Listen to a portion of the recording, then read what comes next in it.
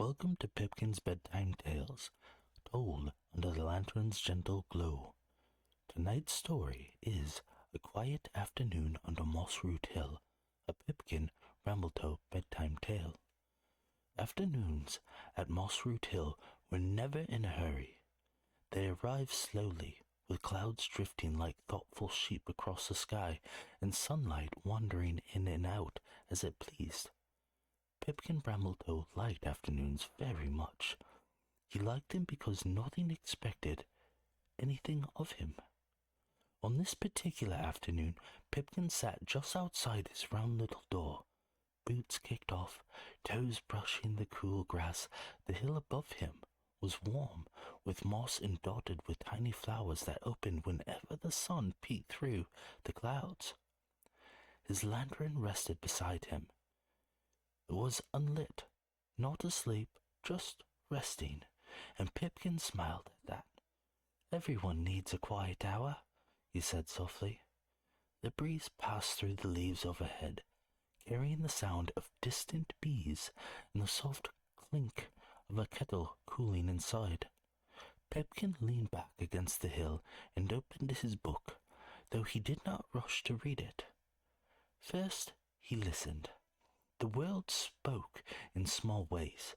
Grass whispered, clouds shifted, and somewhere nearby, water laughed over stones. Pipkin turned a page. That was when he noticed something new.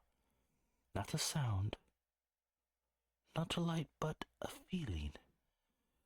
The afternoon had grown especially still, not silent, but settled, as if it were holding its breath. Pipkin closed his book. "Well," he murmured, "you've got my attention." Near the stepping stones that led away from Mossroot Hill, something shimmered faintly, not glowing exactly, but catching the sunlight just enough to be seen. Pipkin stood and walked over. There, tucked between two smooth stones, was a small glow, pale as morning light though through clouds, resting quietly, as though it had always been there. "Oh," Pipkin whispered, "you found a nice place to sit." The glow pulsed once lazily. Pipkin crouched and set his book down beside it, opening the pages just enough to cast a bit of shade. "Afternoons are for resting," he said kindly. "You picked the right time." The glow warmed. The lantern beside the door gave a soft tick.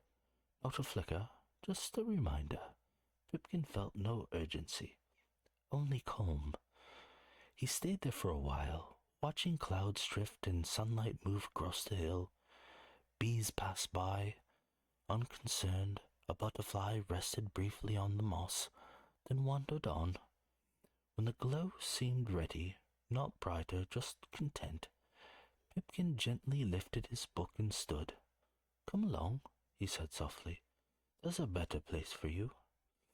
He walked only in a short distance, to a flat stone warmed by the sun and shaded by a young tree within the river.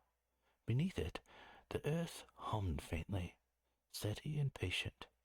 Pipkin placed the glow there.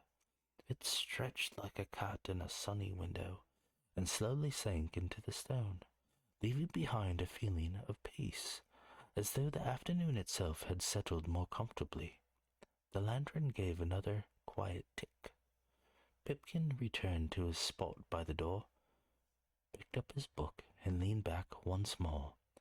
The clouds continued their wandering. The sun came and went. The afternoon carried on exactly as it should. Later, when Pipkin finally went inside to warm the kettle again, Mossroot Hill seemed to sigh, pleased and content.